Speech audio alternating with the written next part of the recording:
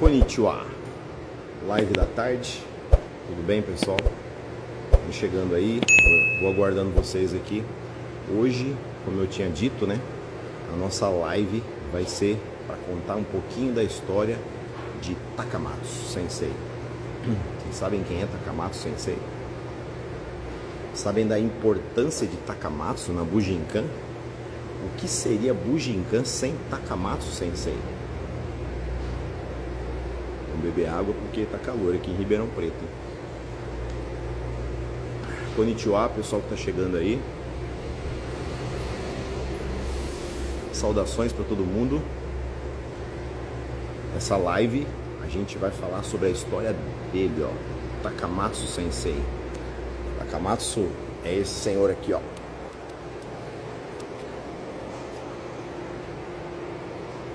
Takamatsu Sensei. Takamatsu Sensei, se não houvesse Takamatsu, a primeira coisa que a gente precisa saber é que se não houvesse Takamatsu, não haveria Bujinkan. Se não houvesse Takamatsu, não haveria transmissão daquilo que a gente aprende hoje, né? Então, nessa live, né, eu achei importante contar para vocês um pouquinho da história de Takamatsu Sensei. Quem era ele? Qual que é a importância dele para o ninjutsu? O que Takamatsu representa para a Bujinkan, a organização que dissemina o conhecimento ninja e samuraico pelo mundo, né? Então, hoje eu vou falar um pouquinho sobre Takamatsu Sensei. Primeiro vamos começar pela história de Takamatsu, né? Takamatsu, ele era um garoto, um menininho de 9 anos de idade que tinha um probleminha, né? Ele sofria muito bullying na escola, né? Takamatsu, né, por ser pequeno, fraco, né, como uma criança da sua idade mesmo, né, que não praticava ainda nenhuma atividade física, né, não tinha um corpo robusto ainda, né, ele sofria muito preconceito, muito bullying na escola, né. Então, o que aconteceu com o Takamatsu é que, por sofrer esse bullying, né, ele tinha um apelido. O apelido dele era Bebê Chorão. E Takamatsu Sensei, né, o melhor dizendo, né, o pai de Takamatsu Sensei, vendo a situação que o filho dele se encontrava, né, vendo que ele era um garoto assim frágil, né, que era ridicularizado pelos colegas de escola, né, ele resolveu pôr um fim nisso. Então ele procurou o Sensei Toda para poder ajudar e resolver esse problema. Vamos lá, quem é o Sensei Toda?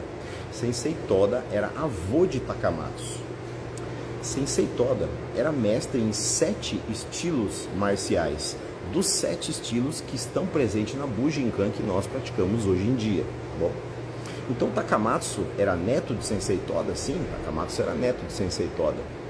E vendo o sofrimento que Takamatsu tinha, né, na escola, o pai de Takamatsu levou ele para que o avô pudesse ajudá-lo, né? E ele perguntou para o avô o que seria, como resolver o problema, né, de uma criança que é um bebê chorão, que sofre bullying, né, que não consegue, não tem forças para se defender. Como resolver esse problema? Aí o Sensei Toda falou, olha, a melhor coisa para isso seria as artes de luta, as artes marciais.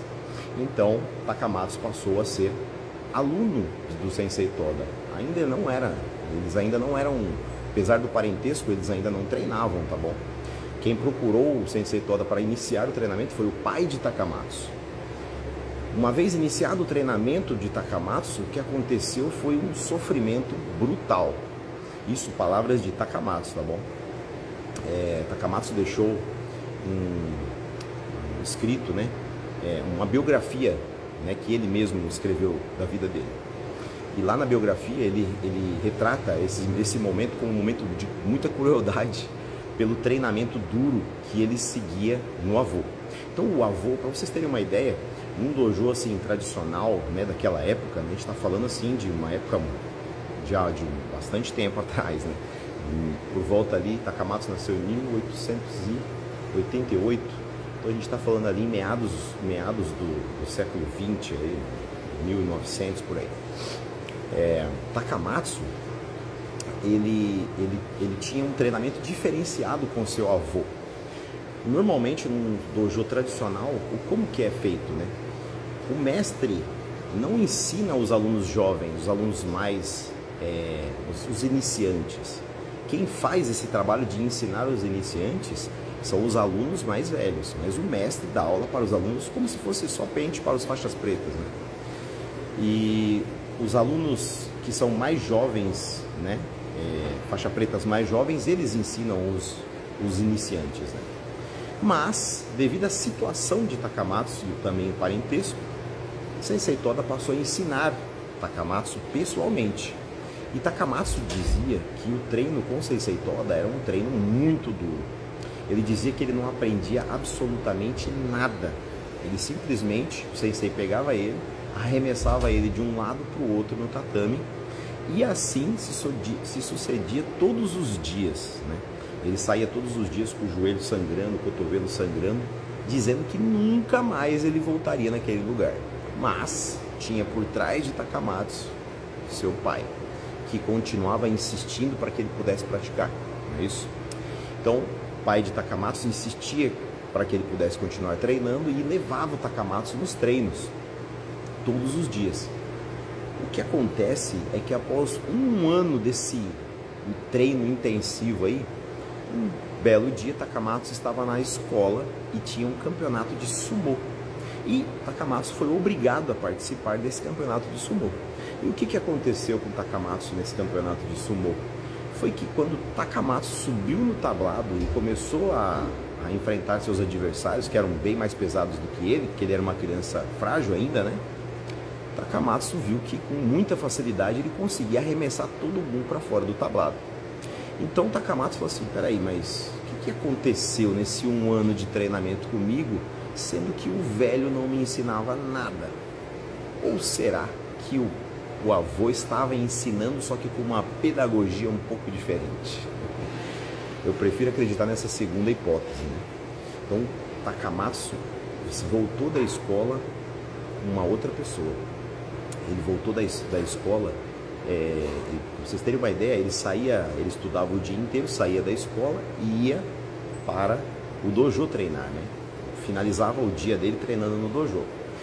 E ele voltou naquele dia para o dojo com outra mentalidade, né? Ele falou, peraí, agora eu me sinto mais confiável, né? Então alguma coisa estava rolando aqui no treino aqui que eu estava aprendendo e não sabia. Essa foi a primeira virada de chave de Takamatsu. A gente pode dizer que depois desse dia Takamatsu virou uma esponja. Como assim?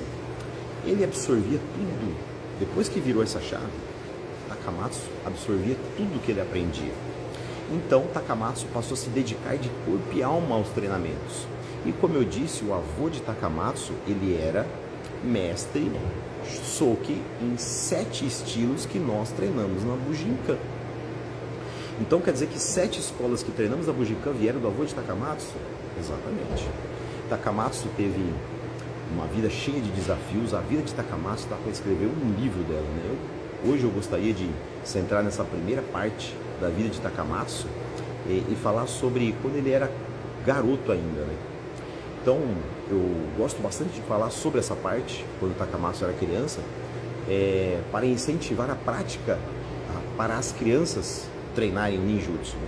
Porque Takamatsu ele era uma criança que sofria todas essas discriminações por ser fraco, por ser criança, por ser menor que os outros, e ele tinha até o apelido de bebê chorão. E passado esse momento, assim que ele começou a praticar e se dedicar, porque não é só você treinar, assim que ele começou a se dedicar de corpo e alma para aquilo que ele fazia, ele teve essa virada de chave.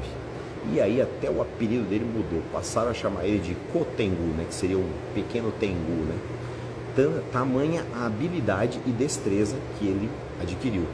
Agora prestem bem atenção, ele começou a treinar com 9 anos de idade. Com 12 anos ele já tinha aprendido todas as escolas com o avô. Então você, peraí, o pessoal fala assim, nossa, mas faixa preta tão novo. Takamatsu em 3 anos aprendeu 7 escolas. Você acha que precisa uma vida inteira para ser faixa preta? Mas na verdade você tem que ter a sua vida inteira de prática. A faixa é só um detalhe. Nem sei se Takamatsu usava faixa preta, tá? Eu acredito que não. Mas o mais importante nisso tudo era que Takamatsu, ele desenvolveu uma habilidade e uma destreza sem igual. Então o que Takamatsu fez para adquirir tanta habilidade assim?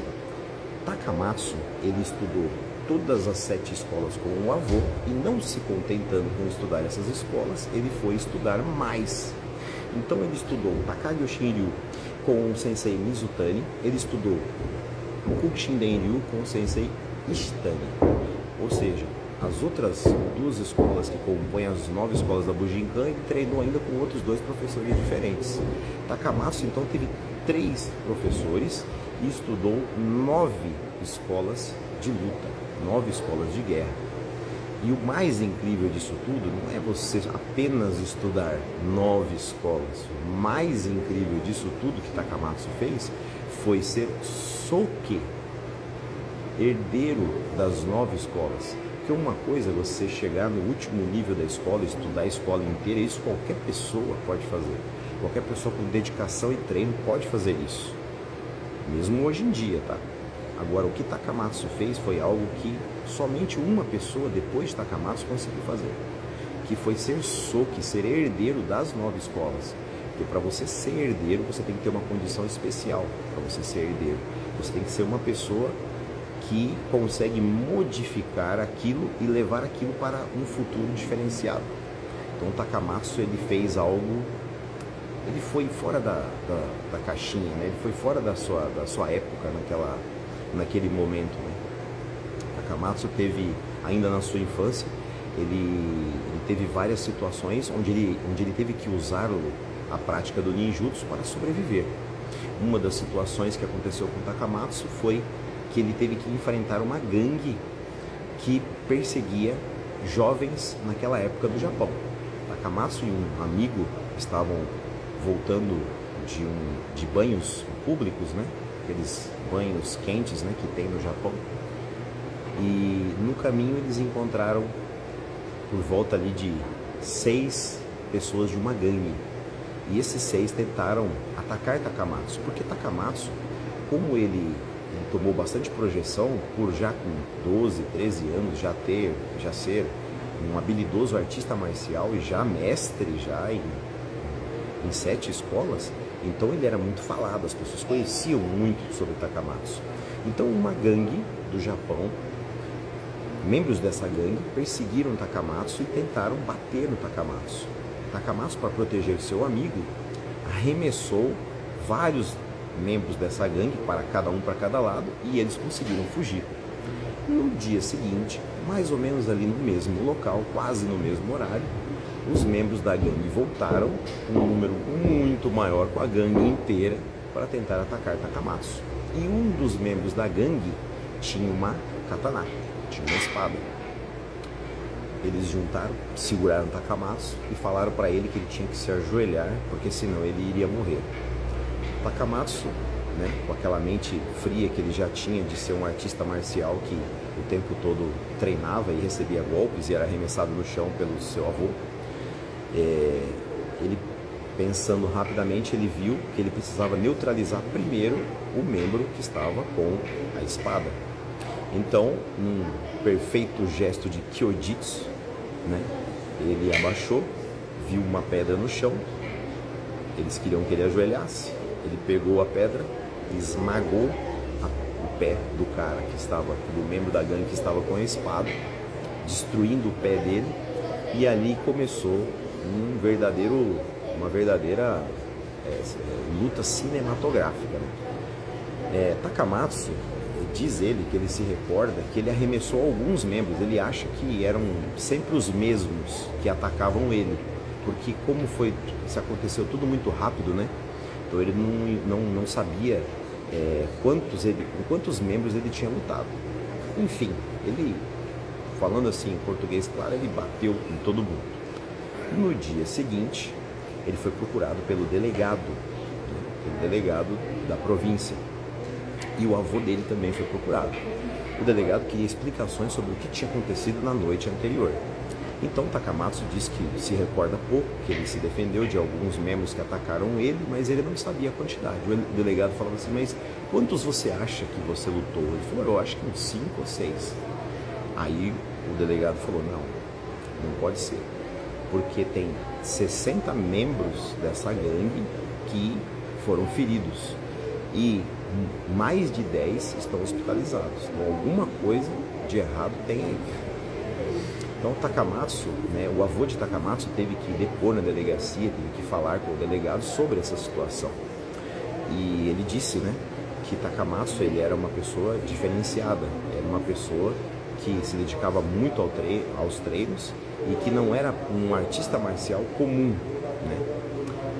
Enfim, essa é uma pequena história de uma pequena fase da vida de Takamatsu. Bom, hoje, pessoal, eu vou me conter em contar só essa pequena parte para vocês e amanhã eu volto para contar mais uma parte da história de Takamatsu. Essa daí é uma parte da infância de Takamatsu, uma infância que ele saiu de uma criança que sofria bullying na escola, chamavam ele de bebê chorão, uma criança que descobriu cedo as artes marciais, descobriu o poder de se dedicar a um treino e evoluir dentro da sua prática e se dedicou de corpo e alma para aprender 7 estilos com o seu avô.